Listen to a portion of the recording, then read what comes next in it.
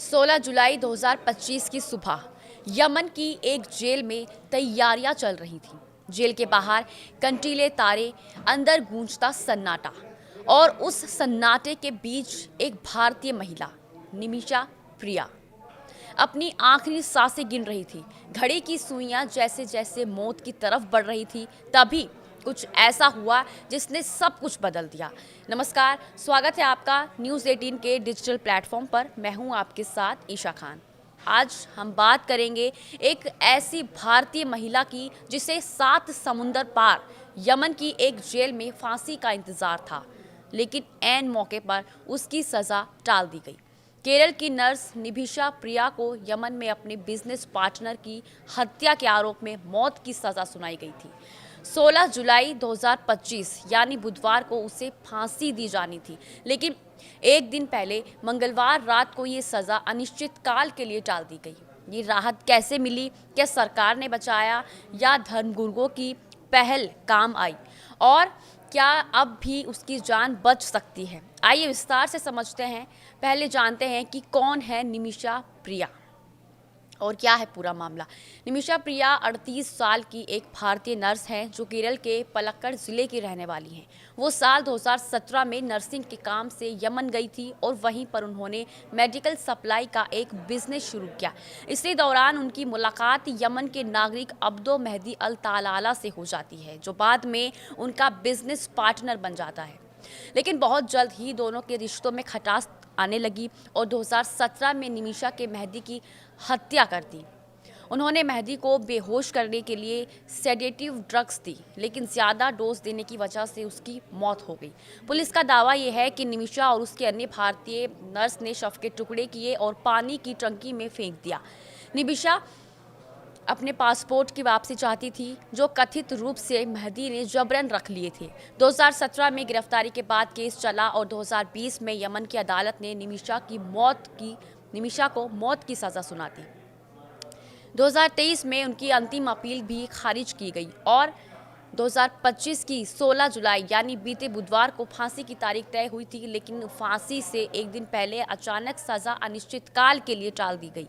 इस फांसी को टालने के पीछे 2 अलग अलग दावे सामने आ रहे हैं। पहला ये कि भारत सरकार का कहना है कि उन्होंने यमन सरकार से सीधा संपर्क कर ये राहत हासिल की है।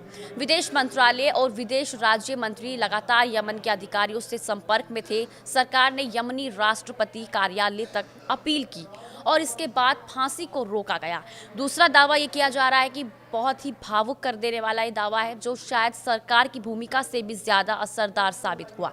बताया जाता है कि केरल के प्रसिद्ध सुन्नी मुस्लिम धर्मगुरु कंथापुरम एपी अबू बकर मसूलियार ने यमन के बड़े धर्मगुरु शेख उमर बिन हाफिज से फ़ोन पर बात की थी। इसके बाद शेख उमर ने अपने प्रतिनिधियों को मृतक मेहदी के परिवार से बातचीत के लिए भेजा। इस बातचीत के बाद मेहदी का परिवार ब्लड मनी या दिया के तहत समझौते पर बात करने को तैयार हो गया और फांसी टाल दी गई। कियास और दिया क्या है, ये भी आपके लिए समझना बेहद ज़रूरी है। दरअसल किसास इस्लामिक धर्मी शरीयत कानून की एक मूल अवधारणा है, जो कहती है कि अगर किसी ने जान ली है तो उसके बदले उसकी जान भी ली जा सकती है, यानी सज़ा होनी चाहिए वैसी जैसी अपराध था। इसे बराबरी का जवाब भी कहा जाता है, यानी अगर दुश्मन कोई हमला करता है तो ठीक वैसे ही ताकत और तरीके से उसे जवाब दिया जाए, ना ज़्यादा ना कम। ये कानून सिर्फ बदला लेने का नहीं बल्कि न्याय का एक तरीका माना जाता है। लेकिन इसी के साथ एक और विकल्प भी दिया गया, वो है दिया या ब्लड मनी, यानी पीड़ित परिवार चाहे तो माफ़ कर सकते हैं, बदले में एक निश्चित मुआवजा लेकर। यमन जैसे इस्लामिक देश में ये कानून लागू है। अब इस पूरे ही घटनाक्रम में सबसे अहम मोड़ आया केरल से, जब सुप्रीम कोर्ट में सरकार ने यह हल्फनामा दिया कि वो कुछ नहीं कर सकती।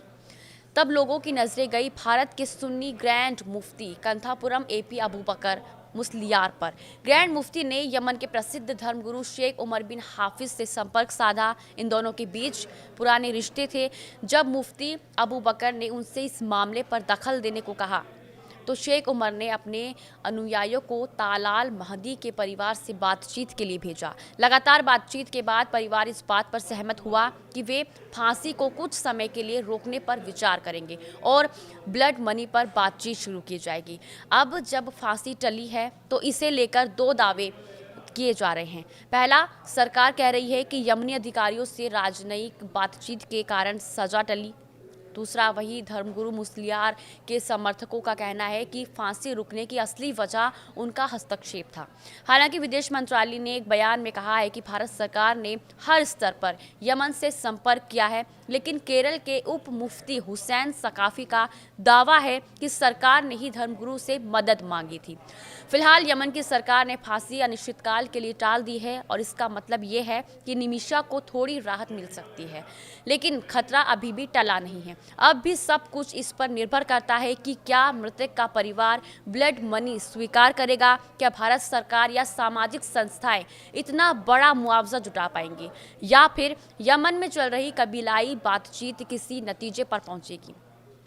बता दें कि यमन जैसे देश में मुआवजा यानी ब्लड मनी आमतौर पर 50,000 से 1 लाख अमेरिकी डॉलर तक हो सकता है, लेकिन चूंकि केस में शव के टुकड़े करने का आरोप है और मामला इंटरनेशनल मीडिया में हाईलाइट हो चुका है, इसलिए ये रकम 2 से 3 करोड़ रुपए तक पहुंच सकती है। केरल और बाकी भारत में सोशल मीडिया पर #सेव निमिषा नाम से कैंपेन चल रहा है। सामाजिक संस्थाएं, NGO और आम लोग मिलकर फंड इकट्ठा करने की कोशिश कर रहे हैं ताकि ब्लड मनी दी जा सके, और केरल के कई विधायक और सांसद भी इस मुहिम में शामिल हो चुके हैं। इसी के साथ आज के लिए बस इतना ही। नमस्कार।